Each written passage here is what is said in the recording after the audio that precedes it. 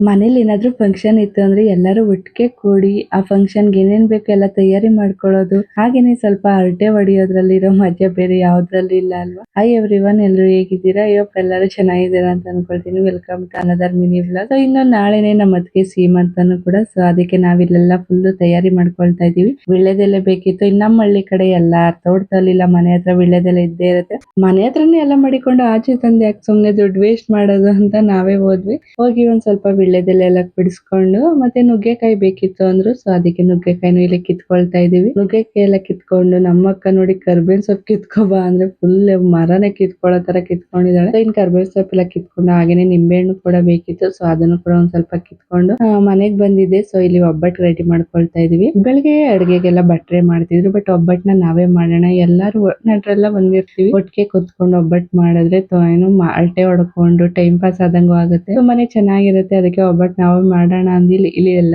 Ready ಮಾಡ್ಕೊಳ್ತಾ ಇದೀವಿ. ಅಷ್ಟು ಕನಕ ಕಲ್ಸಿಕ್ಬಿಡೋಣ ಅಂದ್ಬಿಟ್ಟು ಇಲ್ಲಿ ಕನಕ ಕಲ್ಸಾಕ್ತಾ ಇದೀವಿ ನಾನು ಅಮ್ಮು ಎಲ್ಲ.